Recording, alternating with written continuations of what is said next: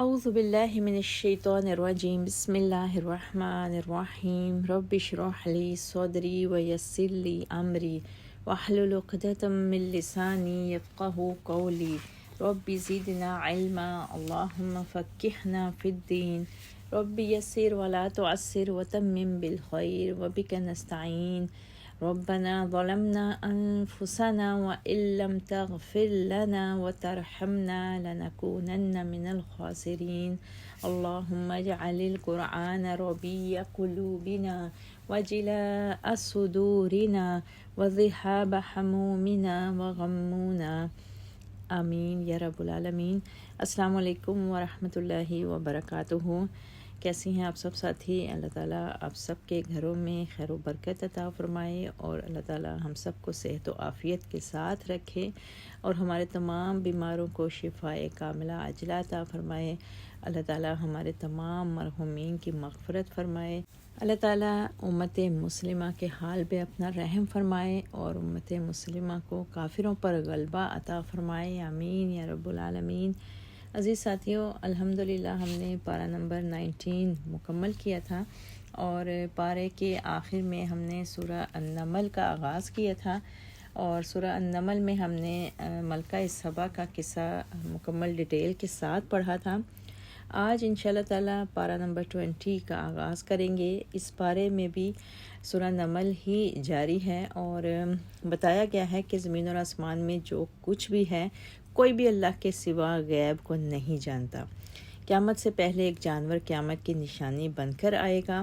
اور دوبارہ سے اس صورت میں حضرت موسیٰ علیہ السلام کا قصہ بتایا گیا ہے، ان کے بچپن سے جوانی کے واقعات اور نبوت کا ملنا اور اللہ تعالیٰ کا حضرت موسیٰ سے کلام کرنا سورہ قصص میں بتایا گیا ہے،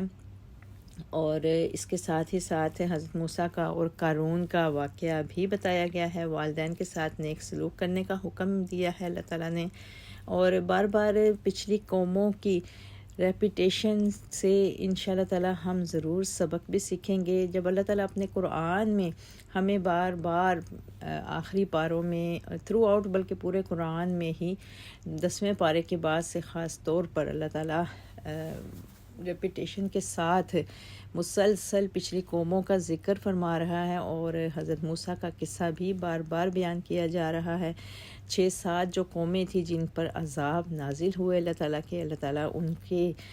واقعات بتا رہا ہے، تو یقینی طور پر یہ چیزیں بار بار پڑھنے کی ہیں اور ان کی ڈیپتھ میں جانے کی ضرورت ہے، ان سے سبق حاصل کرنے کی ضرورت ہے، ان سے نصیحت پکڑنے کی ضرورت ہے، اور ہمیں ان چیزوں کو اسکپ ہم اس لیے بھی نہیں کر سکتے کہ جب اللہ نے ان کو اتنی اہمیت دی ہے، ان کے متعلق اللہ تعالیٰ نے ہمیں بار بار بتایا ہے، تو لازمی طور پر ہمیں بھی ان قوموں کے قصوں کو پڑھنا ہے، سمجھنا ہے اور ان کے اعمال سے اپنے آپ کو بچانا بھی ہے انشاءاللہ تعالیٰ۔ آئیے پارہ نمبر 20 کا آغاز کرتے ہیں۔ اعوذ باللہ من الشیطان الرجیم بسم اللہ الرحمن الرحیم امن خلق السماوات والارض، بھلا آسمانوں اور زمین کو کس نے پیدا کیا اور آسمان سے تمہارے لیے پانی برسایا جس سے ہم نے پربہار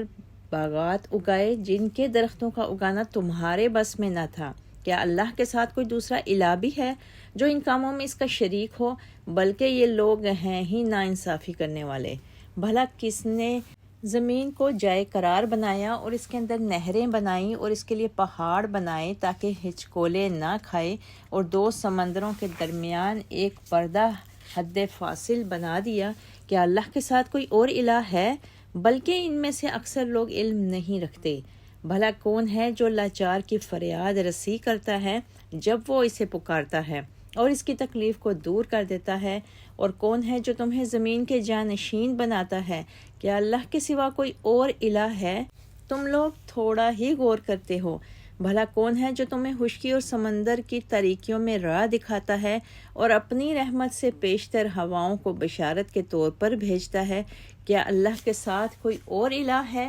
اللہ اس شرک سے بہت بلند ہے جو یہ لوگ کرتے ہیں۔ بھلا کون ہے جو خلقت کی ابتدا کرتا ہے پھر اس کا اعادہ کرے گا؟ اور کون ہے جو تمہیں آسمان اور زمین سے رزق دیتا ہے؟ یا اللہ کے ساتھ کوئی اور الہ ہے؟ آپ ان سے کہیے کہ اگر تم سچے ہو تو اپنی کوئی دلیل لاؤ۔ آپ ان سے کہیے کہ اللہ کے سوا آسمانوں اور زمین کی پوشیدہ چیزوں کو کوئی بھی نہیں جانتا۔ وہ تو یہ بھی نہیں جانتے کہ کب انہیں اٹھایا جائے گا، بلکہ آخرت کے بارے میں ان کے علم نے گھٹنے ٹیک دیے ہیں، بلکہ یہ اس کی نسبت شک میں ہیں، بلکہ یہ اس سے اندھے ہو چکے ہیں۔ اب یہاں پر پارے کے آغاز میں ہی اللہ تعالیٰ نے چند آیات میں اپنی قدرت کاملہ، رحمت، ربوبیت عامہ اور توحید پر چند ایسے دلائل کے انبار لگا دیے ہیں جن میں سے اکثر دلائل کے خود مشرکین مکہ بھی معترف تھے، یعنی وہ مانتے تھے ان کو۔ مثلا سب سے پہلی دلیل تو یہ ہے کہ آسمانوں کا خالق بھی اللہ تعالیٰ ہے اور زمین کا بھی۔ آسمان سے مینہ برساتا ہے جسے زمین جذب کرتی ہے تو اس کی قوت رویدگی اپنا کام شروع کر دیتی ہے۔ اس سے فصلیں، غلے، پھلدار درخت، پھول اور مویشیوں کے لیے گھاس اور چارہ اگتا ہے۔ اس طرح روئے زمین پر جتنی بھی اللہ تعالیٰ کی مخلوق بس رہی ہے، سب کی غذا کا سامان فراہم ہو جاتا ہے۔ کروڑوں اور اربوں کی تعداد میں صرف انسان ہیں جو صرف ایک نوع ہے، یعنی ایک قسم ہے، جبکہ جاندار اشیاء کی انواع و اقسام کی تعداد لاکھوں تک جا پہنچتی ہے۔ کچھ پانی کی مخلوق ہے، کچھ خشکی کی اور کچھ ہوائی مخلوق ہے۔ اللہ تعالیٰ نے ان سب کی روزی کا ایسا جامع اور مکمل انتظام فرما دیا ہے کہ سب جانداروں کو روزی مہیا ہو رہی ہے۔ اب بتائیے کہ اس پورے نظام ربوبیت عامہ میں کوئی فرشتہ، کوئی نبی، کوئی ولی، کوئی بزرگ یا کوئی دوسرا معبود شریک ہے کہ اللہ کے علاوہ اس کی بھی عبادت کی جائے؟ عبادت تو انتہائی عاجزی کا نام ہے اور اسی کو سزاوار ہے جو انتہائی درجہ میں کامل اور بااختیار ہو۔ کسی ناقص، عاجز یا محتاج مخلوق کو یہ مقام کیسے دیا جا سکتا ہے؟ آگے آیات میں اللہ تعالیٰ نے مزید سوالات کیے ہیں کہ وہ اللہ جس نے زمین کو جائے قرار بنا دیا تمام انسانوں اور حیوانوں اور پرندوں اور ہر چیز کے لیے، اور پھر اس کے اندر نہریں بنا دیں، اس کے اندر پہاڑ بنا دیے اور دو سمندروں کے درمیان ایک پردہ قائل کر دیا کہ وہ آپس میں ملتے نہیں ہیں، کیا ان سب کو بنانے والا اللہ کے سوا کوئی اور بھی ہے؟ پھر مزید اللہ تعالیٰ نے سوال کیا کہ بھلا کون ہے جو لاچار کی فریاد رسی کرتا ہے جب وہ اسے پکارتا ہے؟ یہ سوال اس لیے کیا گیا کہ مشرکین مکہ کو خوب معلوم تھا کہ جب کسی کی جان پر بن جاتی تھی تو اس وقت یہ معبود کسی کام نہیں آ سکتے تھے، اور لہٰذا وہ ایسے آرے وقتوں میں صرف اکیلے اللہ کو مدد اور نجات کے لیے پکارتے تھے۔ اور پھر ان سے یہ سوال کیا جا رہا کہ جب تمہیں اپنے بچاؤ کی کوئی صورت نظر نہیں آتی اور اس وقت نجات کے لیے اللہ ہی کو پکارتے ہو، پھر وہ تمہاری اس مصیبت کو دور بھی کر دیتا ہے۔ اس وقت نہ کوئی پتھر کا بت اس کو رفع کر سکتا ہے، نہ کوئی دوسرا معبود، تو پھر اللہ کی عبادت میں تم انہیں اس کا شریک یا ہمسر کیوں بناتے ہو؟ پھر آگے مزید اللہ تعالیٰ نے سوال کیا کہ تمہیں خشکی اور سمندر کی تاریکیوں میں راستے کون دکھاتا ہے؟ تمہارے پاس ہواؤں کو بشارت بنا کے کون بھیجتا ہے؟ یہ ساری خلقت جو بنائی ہے یہ کس نے بنائی ہے؟ اور اس خلقت کو ختم کرنے کے بعد دوبارہ سے اس کا اعادہ کون کرے گا؟ اور کون ہے جو اس خلقت کو پھر رزق بھی دیتا ہے؟ آسمان اور زمین سے رزق کے نزول کا سبب کون بنتا ہے؟ کیا اللہ کے ساتھ کوئی اور الہ یہ کام کر سکتا ہے؟ اگر تم سچے ہو تو کوئی دلیل لے کے آؤ۔ اللہ تعالیٰ نے ان کو چیلنج دیا ہے۔ پھر آگے کہا کہ آپ ان سے پوچھیے کہ اللہ کے سوا آسمانوں اور زمین کی پوشیدہ چیزوں کے متعلق کون جانتا ہے، یعنی غیب اور شہادت کے مختلف پہلو یہاں پہ اللہ تعالیٰ نے بتائے۔ غیب سے مراد ایک تو ایسی چیزیں ہیں جو کسی خاص انسان کے علم یا مشاہدہ میں نہ آئی ہوں، پھر جب وہ اس کے علم میں آ جائیں تو اس کے لیے غیب نہ رہیں گی، اور غیب کا علم صرف اور صرف اللہ کو حاصل ہے۔ البتہ اس علم میں سے جتنا وہ انسانی ہدایت کے لیے ضروری سمجھتا ہے اس سے اپنے انبیاء کو مطلع کر دیتا ہے، جیسے قیامت بعد الموت کیا ہوگا، جنت و دوزخ اور روز قیامت کے احوال، اور ایسے ہی ماضی کے حالات جسے شرعی اصطلاح میں تذکیر بھی ایام اللہ کہتے ہیں، انبیاء اور اقوام کے قصص الحالات اور بعض مستقبل کے متعلق پیشن گوئیاں اور بشارات۔ چنانچہ اللہ تعالیٰ نے انبیاء کی زبان سے بار بار یہ اعلان کروایا کہ اللہ کے سوا کوئی غیب نہیں جانتا۔ ایک مقام پر اللہ تعالیٰ فرماتا ہے، نبی کہہ دو کہ اگر میں غیب جانتا ہوتا تو میں بہت بھلائیاں اکٹھی کر لیتا اور مجھے کبھی کوئی تکلیف نہ پہنچتی۔ انبیاء کرام پر بھی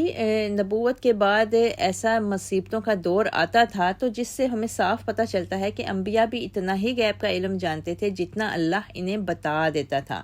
علم غیب کو اللہ تعالیٰ سے مخصوص رکھنا اسلام کا بنیادی عقیدہ ہے، اور کسی ہستی کے متعلق یہ خیال رکھنا کہ وہ علم غیب کا جاننے والا ہے، تو ایسا عقیدہ رکھنا ہی شرک کی سب سے بڑی بنیاد ہے۔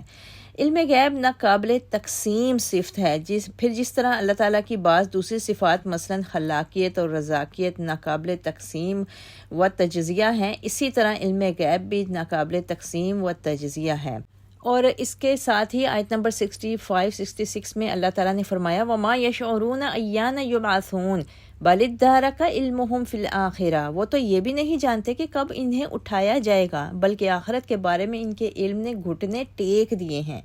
یعنی کوئی انسان حق کتنے ہی عقل کے گھوڑے دوڑا لے، یہ نہیں معلوم کر سکتا کہ قیامت کب قائم ہوگی، نہ ہی روز آخرت کی حقیقت کو معلوم کر سکتا ہے، سوائے اس کے کہ وہ وحی الہی پر ایمان لے آئے۔ اس صورت میں اسے آخرت اور اس کے احوال کے متعلق تو یقین حاصل ہو جاتا ہے، مگر قیامت کے وقت کا علم پھر بھی حاصل نہیں ہو سکتا۔ اور ان لوگوں کی حالت یہ ہے کہ پیغمبر کی دعوت نے انہیں اس شک میں مبتلا ضرور کر دیا تھا کہ اور وہ یہ روز آخرت سے انکار کے باوجود یہ سوچنے پر مجبور ہو گئے تھے کہ ممکن ہے کہ پیغمبر سچ ہی کہہ رہا ہو۔ اس کے باوجود ان لوگوں نے اسی بات کو ترجیح دی کہ اس معاملہ پر غور و فکر کرنا ہی چھوڑ دیا جائے اور ان دلائل و شواہد سے بالکل آنکھیں بند کر لی جائیں جن میں غور و تأمل کرنے سے ان کا شک رفع ہو سکتا تھا۔ آیت 67 وَقَالَ الَّذِينَ كَفَرُوا أَإِذَا كُنَّا تُرَابًا وَآبَاؤُنَا أَإِنَّا لَمُخْرَجُونَ، اور کافر یہ پوچھتے ہیں کہ جب ہم اور ہمارے آباء و اجداد مٹی بن جائیں گے تو کیا پھر قبروں سے نکالے جائیں گے؟ یہ بات تو ہمیں اور اس سے پیشتر ہمارے آباء و اجداد کو بھی کہی جاتی رہی ہے، یہ تو بس پہلے لوگوں کے افسانے ہیں۔ آپ ان سے کہیے کہ ذرا زمین میں چل پھر کر تو دیکھو کہ مجرموں کا انجام کیسا ہوا تھا۔ اے نبی، آپ ان کے حال پر غم زدہ نہ ہوں اور نہ ہی ان کی چالوں سے دل میں تنگی محسوس کریں۔ کافر یہ کہتے ہیں کہ اگر تم سچے ہو تو یہ وعدہ عذاب کب پورا ہوگا؟ آپ ان سے کہیے کہ کیا عجب ہے کہ جس عذاب کے جلد آنے کا تم مطالبہ کر رہے ہو، اس کا ایک حصہ تمہارے قریب ہی آ لگا ہو، اور آپ کا پروردگار تو لوگوں پر بڑا فضل والا ہے، لیکن اکثر لوگ شکر نہیں کرتے۔ اور بلا شبہ تمہارا پروردگار خوب جانتا ہے جو ان کے سینے چھپاتے ہیں اور جو کچھ وہ ظاہر کرتے ہیں، اور زمین و آسمان کی کوئی پوشیدہ چیز ایسی نہیں جو کتاب مبین میں لکھی ہوئی نہ ہو۔ بلا شبہ یہ قرآن بنی اسرائیل پر اکثر وہ باتیں بیان کرتا ہے جن میں وہ اختلاف رکھتے ہیں، اور یہ مومنوں کے لیے ہدایت اور رحمت ہے۔ آپ کا پروردگار اپنے حکم سے ان کے درمیان فیصلہ کر دے گا، اور وہ زبردست اور سب کچھ جاننے والا ہے۔ آپ اللہ پر بھروسہ کیجئے، یقیناً آپ صریح حق پر ہیں۔ نہ تو آپ مردوں کو سنا سکتے ہیں اور نہ ایسے بہروں کو اپنی پکار سنا سکتے ہیں جو پیٹھ پھیر کر بھاگے جا رہے ہیں، اور نہ ہی آپ اندھوں کو ان کی گمراہی سے بچا کر راہ راست پر لا سکتے ہیں۔ آپ تو صرف ان کو سنا سکتے ہیں جو ہماری آیات پر ایمان لاتے ہیں، پھر فرما بردار بن جاتے ہیں۔ اب یہاں پر شروع کی دو آیات 67 اور 8 میں کافروں کا قول نقل کیا گیا ہے کہ مر کر مٹی ہو جانے کے بعد دوبارہ جی اٹھنے کا وعدہ تو ہمارے آباء و اجداد کو بھی دیا گیا تھا۔ پہلے لوگ بھی ایسی باتیں کرتے رہے اور آج بھی ایسی باتیں ہو رہی ہیں، حالانکہ جو مر گیا ان میں کوئی شخص بھی آج تک زندہ ہو کر نہیں آیا۔ یہ تو بس ایک افسانوی سی بات ہے جس میں حقیقت کا کوئی شائبہ نہیں۔ اور کافروں کے اس قول کا جواب پھر اللہ تعالیٰ نے یہ دیا کہ زمین میں ذرا چل پھر کر تو دیکھو کہ مجرموں کا انجام کیا ہوا تھا۔ بظاہر ایسا معلوم ہوتا ہے کہ کافروں کے اس قول اور اس کے جواب میں کوئی ربط نہیں، حالانکہ اس قول اور اس کے جواب میں گہرا ربط ہے، اور ایک بہت بڑی حقیقت سے پردہ اٹھایا گیا ہے، اور وہ یہ ہے کہ جو قومیں بھی اللہ کے عذاب سے تباہ ہوئیں سب کی سب قیامت اور بعثت بعد الموت کی منکر تھیں، اور جو شخص یا جو قوم بھی آخرت کے دن اور اللہ کے حضور اپنے اعمال کی باز پرس کی منکر ہوتی ہے، اس کی زندگی کبھی راہ راست پر نہیں رہ سکتی، اور دنیا میں شتر بے مہار کی طرح زندگی گزارتے ہیں، اور جس کام میں انہوں نے اپنا فائدہ دیکھا اسی کو اپنا بنا لیا، ہاں اس سے دوسروں کا کتنا ہی نقصان کیوں نہ ہو رہا ہو۔ ایسے ہی لوگ فساد فی الارض کے مرتکب ہو کر مجرمانہ زندگی بسر کرنے کے عادی ہو جاتے ہیں، اور ایسے مجرموں کو تباہ کر دینا ہی اللہ کی سنت جاریہ ہے تاکہ باقی لوگ ایسے لوگوں کے شر سے محفوظ رہ سکیں۔ اور پھر یہ دنیا کوئی اندھیر نگری نہیں کہ جس شخص کا جو جی چاہے کرتا پھرے اور اس پر کوئی گرفت کرنے والا بھی نہ ہو۔ پھر جب ان واقعات سے یہ تجربہ حاصل ہو گیا کہ مجرمین کو ان کے کیے کی سزا مل کے رہتی ہے، تو اسی قانون مکافات کا تقاضا یہ ہے کہ جن مجرموں کو اس دنیا میں سزا نہیں ملی یا ان کے جرم سے بہت کم سزا ملی ہے، ان سے باز پرس اور ان کی سزا کے لیے ایک دوسرا عالم قائم ہو جس میں تمام مجرموں کو ان کے جرائم کی پوری سزا دی جائے۔ مجرموں کو عذاب سے تباہ کر دینا عدل کے سب تقاضے پورے نہیں کرتا۔ اس سے تو صرف یہ ہوتا ہے کہ مجرموں کو مزید جرائم کرنے سے روک دیا جاتا ہے۔ ان کے جرائم کی سزا کے لیے تو یہ دنیا کی زندگی بہت ناکافی ہے۔ اسی طرح جن مظلوموں نے اس مجرموں کے مظالم برداشت کیے تھے، ان کی ہلاکت سے ان کو کیا ملا؟ آخر ان لوگوں نے راہ حق میں جو مظالم و مصائب برداشت کیے ہیں، اس کا اجر بھی تو انہیں ملنا چاہیے۔ ان باتوں پر غور کرنے سے واضح طور پر معلوم ہو جاتا ہے کہ عدل و انصاف کے تقاضے پورے کرنے کے لیے آخرت کا قیام انتہائی ضروری ہے۔ پھر آگے آیتوں میں اللہ تعالیٰ نے پیارے نبی صلی اللہ علیہ وسلم کو تسلی دی ہے، وَلَا تَحْزَنْ عَلَيْهِمْ وَلَا تَكُنْ فِي ضَيْقٍ مِّمَّا، کہ اے نبی آپ ان کے حال پر غمزدہ نہ ہوں، نہ ہی ان کی چالوں سے دل میں تنگی محسوس کریں۔ یعنی جو کافر آپ پر ایمان لانے کے بجائے آپ کی مخالفت پر کمر بستہ ہو گئے ہیں اور اسلام کے خلاف سازشوں کا جال بچھانے میں مصروف ہیں، ان کی ایسی سرگرمیوں سے آپ قطعاً پریشان اور غمزدہ نہ ہوں۔ اللہ تعالیٰ ان کی ساری چالوں کو ناکام و نامراد کر دے گا اور کبھی بھی ان کو کامیاب ہونے نہیں دے گا۔ پھر آگے دوبارہ سے اللہ تعالیٰ نے کافروں کے وہی ہمیشہ کے ایک مطالبے کو دہرایا ہے کہ اے نبی تمہارا وہ وعدہ کب پورا ہوگا جو وعدہ عذاب ہے۔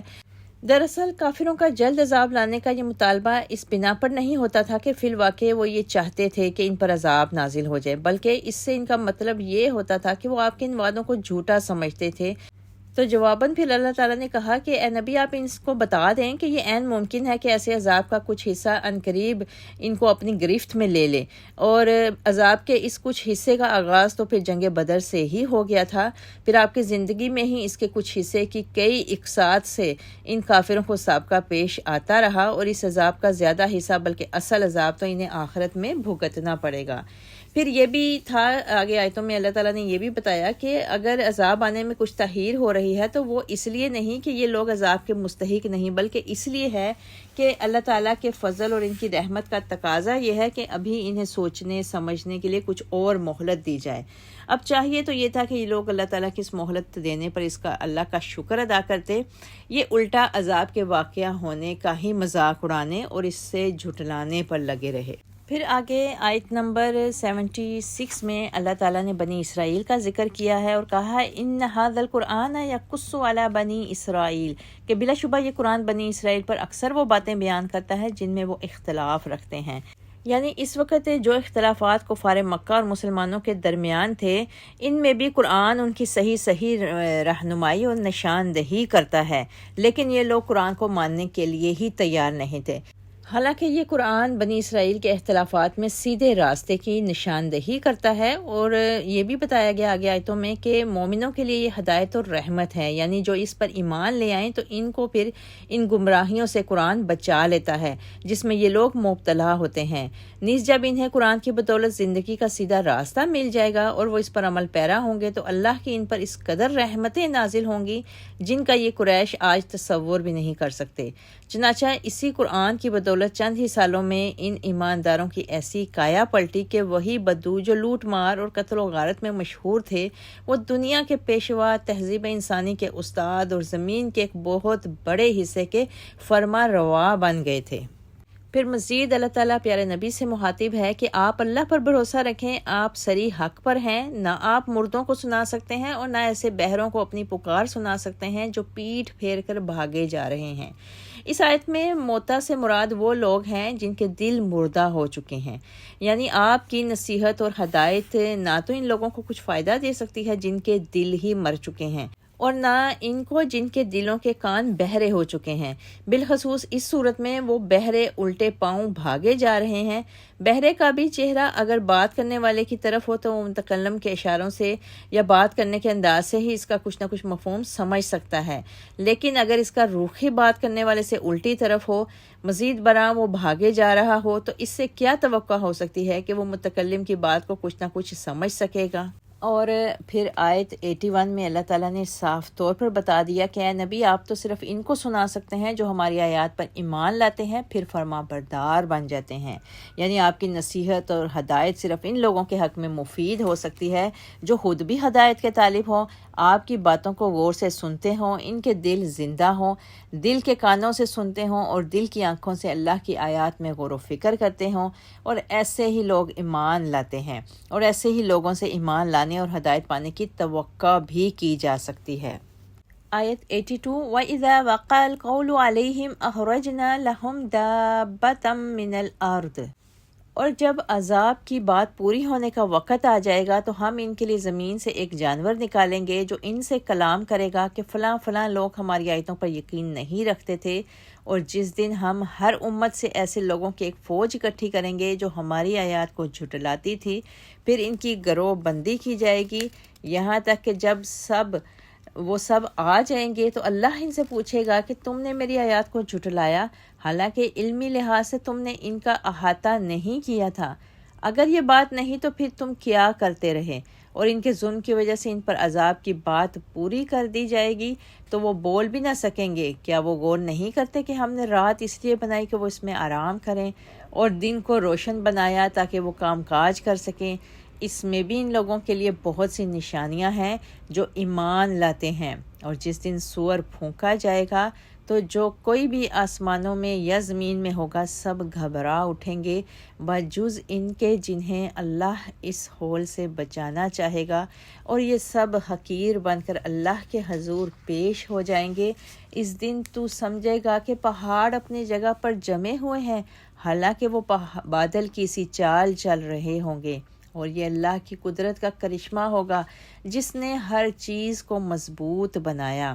بلا شبہ تم جو کام کر رہے ہو وہ اس سے خبردار ہے۔ جو شخص اس دن بھلائی لے کر آئے گا اس سے بہتر بدلہ ملے گا، اور ایسے ہی لوگ اس دن گھبراہٹ سے امن میں ہوں گے۔ اور جو برائی لے کر آئے گا تو ایسے لوگ اوندھے منہ جہنم میں پھینک دیے جائیں گے، اور کہا جائے گا تمہیں اتنا ہی بدلہ ملے گا جو تم کام کرتے رہے۔ اے نبی کہہ دیجئے مجھے تو یہی حکم ہوا ہے کہ میں اس شہر مکہ کے مالک حقیقی کی اطاعت کروں جس نے اسے احترام بخشا اور جو ہر چیز کا مالک ہے، اور مجھے حکم دیا گیا ہے کہ میں فرما بردار بن کر رہوں اور یہ قرآن پڑھ کر سناؤں۔ اب جو شخص راہ راست پر آتا ہے تو وہ اپنے ہی فائدہ کے لیے آتا ہے، اور جو گمراہ ہوا تو اس سے آپ کہہ دیجئے کہ میں تو صرف ایک ڈرانے والا ہوں۔ نیز کہہ دیجئے کہ سب طرح کی تعریف اللہ ہی کے لیے ہے۔ وہ عنقریب تمہیں اپنی ایسی نشانیاں دکھائے گا جنہیں تم پہچان لوگے، اور جو کچھ تم لوگ کر رہے ہو اس سے آپ کا پروردگار بے خبر نہیں ہے۔ اب یہاں پر آیت نمبر 82 میں ایک لفظ استعمال ہوا ہے دابہ، جس کا مادہ دال با با ہے، اور دب کا معنی عام رفتار سے ہلکی یا سست رفتار سے چلنا ہے، اور دابہ ہر اس جانور کو کہتے ہیں جو ہلکی چال چلتا ہو، خواہ وہ پیٹ کے بل چلے جیسے سانپ اور چھپکلی وغیرہ، یا خواہ وہ دو پاؤں پر چلے جیسے انسان اور بندروں کی بعض اقسام، یا چار پایوں پر چلے جیسے وحشی جانور اور چوپائے ہیں۔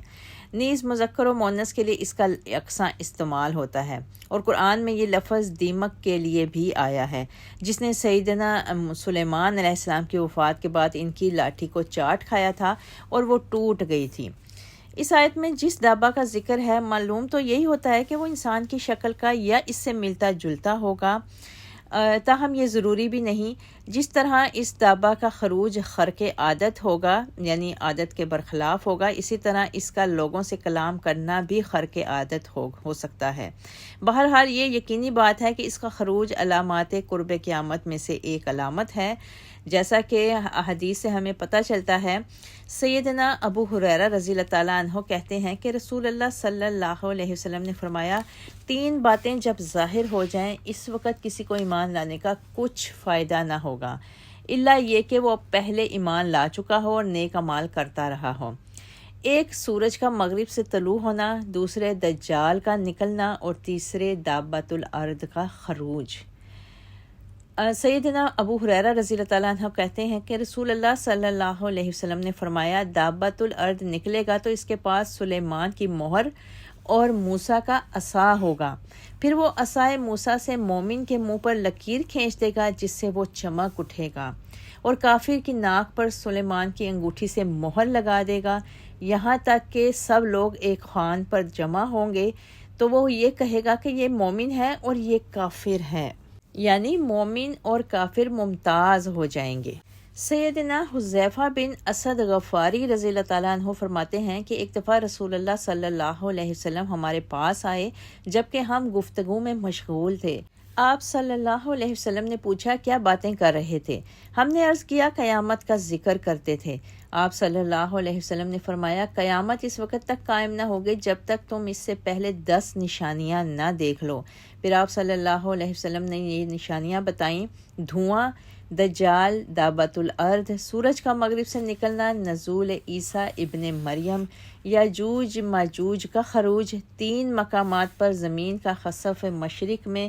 مغرب میں، جزیرۃ العرب میں، اور ان نشانیوں کے بعد ایک آگ پیدا ہوگی جو لوگوں کو یمن سے نکال کر ہانکتی ہوئی ان کے محشر سرزمین شام کی طرف لے جائے گی۔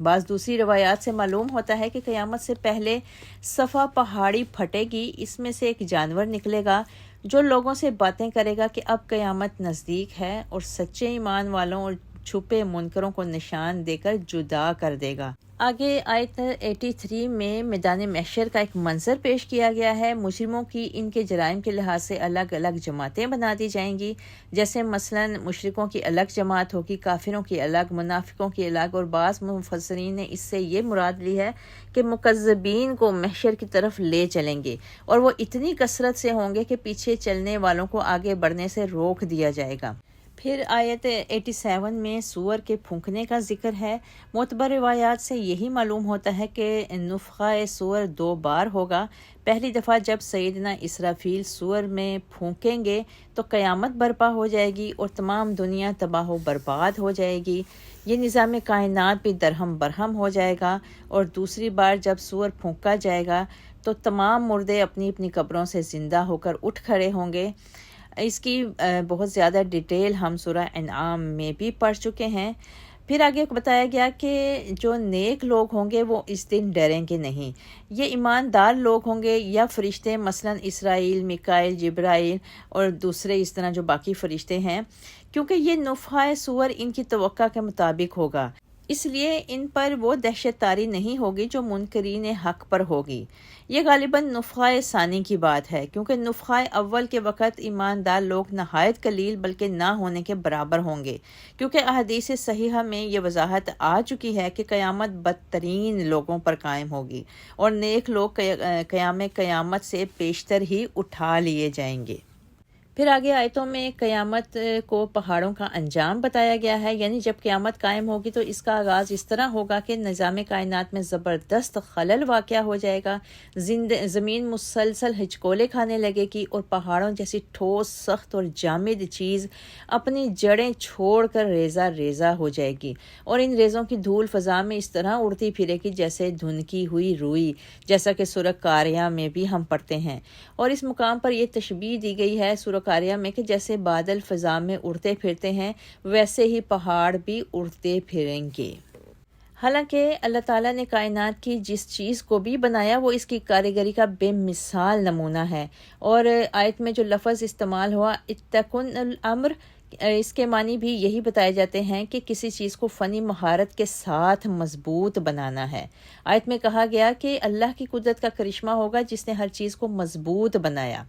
اور مضبوط بھی ایسا جو مدتوں کام کرنے پر بھی خراب نہ ہو۔ مثلا یہ سورج، یہ چاند، یہ ستارے، یہ زمین اور یہ آسمان، یہ سب اللہ نے جس دن سے پیدا کی ہیں اور جس مقصد کے لیے پیدا کی ہیں، وہ مقصد نہایت عمدگی سے پورا کر رہی ہیں۔ کبھی نہ ان کی چال میں فرق آتا ہے، نہ لمحہ بھر کی تقدیم و تاخیر ہوتی ہے، اور نہ وہ خراب ہوتی ہیں اور نہ اپنا کام چھوڑ دیتی ہیں، اور یہ چیزیں تا قیام قیامت اسی حال پر برقرار رہیں گی۔ اور اگر ان میں خلل آئے گا یا بگاڑ آئے گا تو وہ صرف اس وقت آئے گا جب اللہ کو منظور ہوگا اور قیامت قائم ہو جائے گی۔ اور پھر آگے آیتوں کے آخر میں 2 قسم کے لوگوں کا ذکر کیا گیا۔ ایک وہ شخص جو بھلائی لے کے آئے گا، یعنی نیک اعمال لے کے آئے گا، اس کا بتایا گیا کہ وہ انتہائی امن و امان سے اور سکون سے ہوگا، کوئی اس پہ گھبراہٹ نہیں ہوگی۔ اور دوسرا وہ شخص جو برائی لے کے آئے گا تو اس کے لیے جہنم منتظر ہوگی، لیکن اس کو بدلہ اتنا ہی دیا جائے گا جتنا اس نے جرم کیا ہوگا،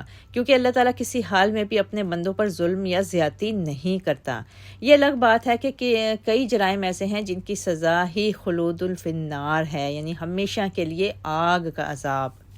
پھر سورہ کے آخر میں اللہ تعالیٰ نے شہر مکہ کا ذکر کیا ہے اور اس کی حرمت بتائی ہے، اور مکہ کے مالک ہونے کا اللہ تعالیٰ نے اس لیے ذکر فرمایا کہ اس سورہ کے نزول کے وقت تک دعوت اسلام کا مرکز تبلیغ صرف مکہ ہی تھا، اور اللہ تعالیٰ کی عبادت اور اطاعت اس لحاظ سے بھی تمہارے لیے ضروری ہے کہ جس نے اس شہر کو قابل احترام قرار دیا ہے، جس کے بے شمار فوائد اے قریش مکہ تم خود ہی اٹھا رہے ہو۔ آیت میں کہا گیا ہے، نبی کہہ دیجئے مجھے تو یہی حکم ہوا ہے کہ میں اس شہر مکہ کے حقیقی مالک کی اطاعت کروں، اور جس نے اسے احترام بخشا اور جو ہر چیز کا مالک ہے، اور مجھے حکم دیا گیا ہے کہ میں فرما بردار بن کر رہوں۔